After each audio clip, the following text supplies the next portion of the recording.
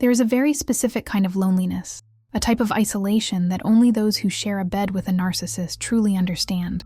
It's not the loneliness of being single, where the silence of the house is sometimes a choice. It is lonely togetherness. It's the feeling of being next to someone who knows your routine, your bills, and your body, but who seems to be unaware of, or worse, despise, your very essence. Many women come to me exhausted. They don't immediately say, "My husband is a narcissist." They say, "I don't know what I'm doing wrong. I feel like I'm going crazy," or "He's great to everyone else. Why is he so difficult with me?" If you feel like you are walking on eggshells inside your own home, if the marriage that was supposed to be your safe harbor has become the place where you feel the most anxiety, this video is for you. In this video, we aren't going to talk about internet cliches regarding selfishness.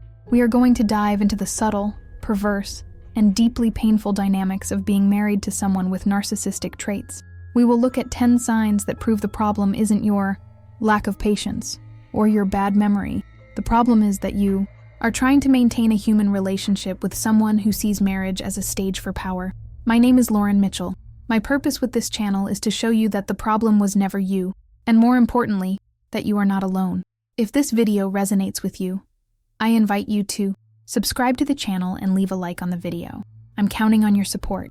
If this video touches your heart, I invite you to check out the link in the description. You will find an ebook created with a lot of care to help you reframe what you've been through, strengthen your self-esteem, and reclaim the you that was stolen from you. Sign number 1, the saint in the streets, devil at home. The first sign is perhaps the one that most generates that feeling of, am I the villain? You watch your husband in social situations. He is charismatic, helpful, the nice guy at the barbecue, the model employee, the son-in-law your mother adores. He holds the door open, makes jokes, and offers to help the neighbor move. His energy shines, but as soon as the front door closes and the audience disappears, the lights go out. The transformation is physical. His face drops. Silence reigns, or irritability takes over. The same man who spent 2 hours listening intently to a coworker's boring story doesn't have 2 minutes of patience to hear about your day. For the narcissist, energy is a limited resource that must only be invested where there is a return of supply, meaning external admiration and validation. At home, with you, he feels he already owns the territory. You are no longer the audience. You are the backstage crew, and backstage, he doesn't need to perform. This discrepancy makes you question your own perception. If he is so wonderful with everyone, the problem must be me. Understand this. It's not because you don't deserve his good side. It's because the good side is a performance, and the dark side is the reality. Sign number 2, conversational lecturing. Analyze how the conversations between you two flow. In a healthy marriage, communication is like a game of tennis. The ball goes back and forth. In a marriage with narcissistic traits, communication is like bowling. He throws the ball, knocks down the pins, and you are just the one who sets them back up so he can play again. He doesn't talk with you, he talks at you. He loves explaining things you already know, correcting irrelevant details in your speech, or turning any topic into a story about himself.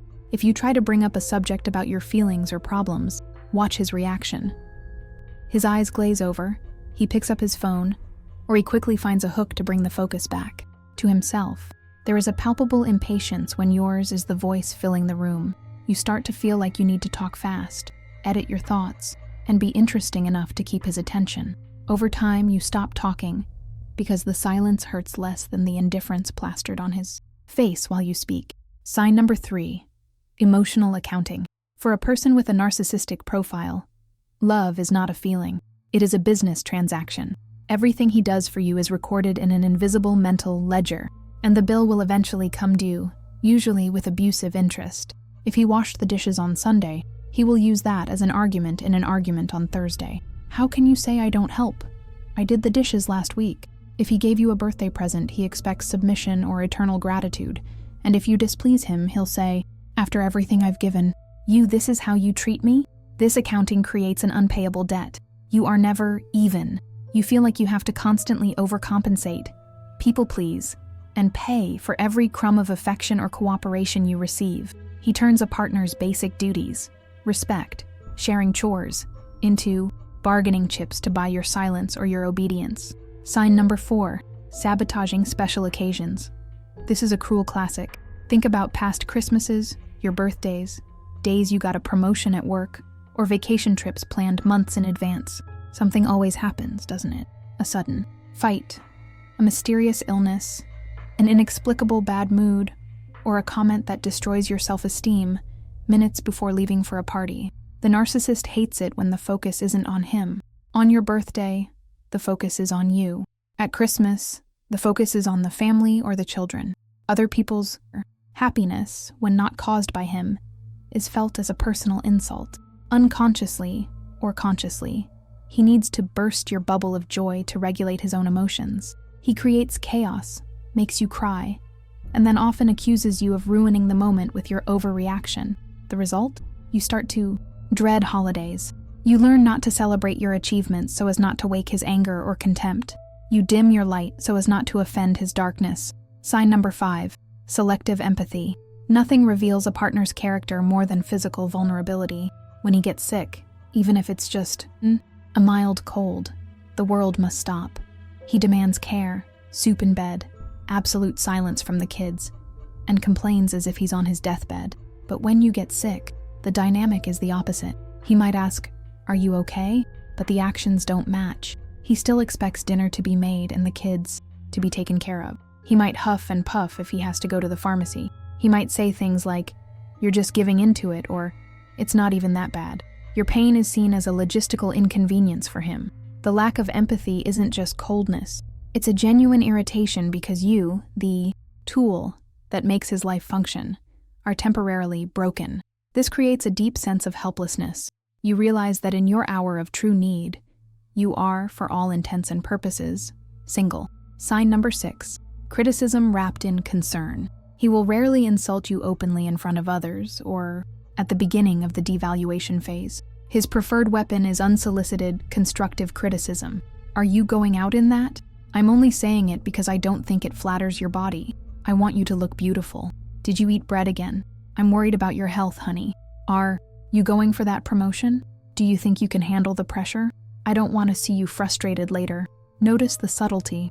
He wraps control and insults in caring gift wrap. If you complain, he says, "Wow, I was just trying to help. You're so sensitive, ungrateful." The real goal is to plant seeds of insecurity. He wants you to doubt your appearance, your competence, and your sanity. The less confident you are, the more dependent you become on his approval. He positions himself as the judge of your life, while you are eternally in the witness stand, trying to prove your worth. Sign number 7, financial control. Narcissism and financial control go hand in hand, and it doesn't matter who earns more. Scenario A, he earns more. He gives you an allowance, controls every cent you spend, and makes you ask permission for basic purchases while he spends freely on his hobbies. Money is the leash. Scenario B, you earn more or support the household. He spends your money as if it were his, feels entitled to the fruits of your labor, but refuses to be held accountable. Or, he parasitizes you financially, refusing to work or contribute proportionally, claiming to be misunderstood by the job market. In both cases, transparency is non-existent. Trying to talk about finances is like stepping into a minefield. He hides bills, runs up debt in your name, or keeps you in the dark about the family's assets. The goal is to strip away your autonomy. Without financial autonomy or knowledge of it, it becomes much harder for you to leave. Sign number 8, domestic triangulation. Triangulation is the art of bringing a third person into the dynamic to create instability. Within a marriage, this is devastating. He might compare you to his mother. "My mother would never leave the house like this." To an ex-girlfriend. "So-and-so was more adventurous."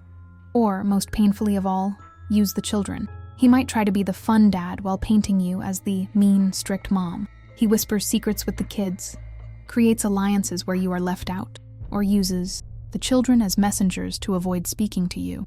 Tell your mother I'm not having dinner. This destabilizes your authority as a mother and your security as a wife. He creates competition where none should exist, making you fight for attention and loyalty within your own family. Sign number 9, denial of reality. You know what you saw, you know what you heard, but he insists with unshakable conviction that it didn't happen that way. "I never said that. You're imagining things. It was just a joke. You have no sense of humor." You're crazy.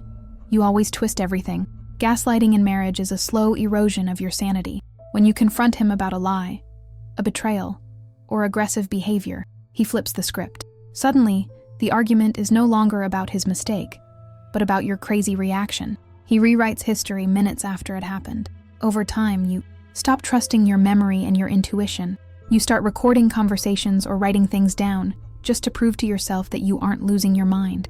This need for proof to validate your own reality is one of the strongest signs of psychological abuse. Sign number 10, projective accusation. This is the final point, where the mind gets tied in knots.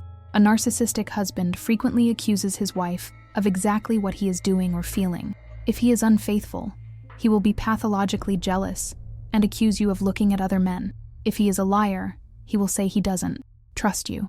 If he is selfish, he will call you egocentric for wanting your needs met just once. This is called projection. He cannot handle the shame or guilt of his own actions, so he vomits them onto you. You find yourself defending yourself against absurd accusations, spending hours explaining that no, you aren't cheating, you aren't mean, you aren't selfish. While you are busy defending yourself, you aren't attacking him. It's a perfect distraction tactic. And the most ironic part, in the end, he might look at you, exhausted and crying, and say, "You're the narcissist here. Look at how you make everything revolve around you." Understanding these 10 signs is not just about diagnosing your husband. It's about diagnosing the health of your life. If you recognized yourself in most of these points, I want you to know something very important right now. This mental confusion, this exhaustion, this feeling that you are disappearing, it is not a flaw in you. It is a symptom of being subjected to an abusive dynamic. You are not crazy. You are reacting to an unhealthy environment. Marriage to a narcissist is like trying to fill a bucket with a hole in it. No matter how much love, patience, and effort you pour in, it will never be enough, because the problem isn't the amount of water, it's the hole in the bucket. Clarity is the first step toward freedom. Now that you've put a name to what happens behind closed doors, you can stop fighting yourself and start creating real protection strategies. You don't need to fix him. You need to find yourself again. Feel free to leave your story, your vent, or even a suggestion for the next video topic in the comments below. Access the link in the description to check out my ebook and the benefits of being a member of this channel. Click on the suggested video on the screen to stay with me, and remember, you are light. Never forget to shine.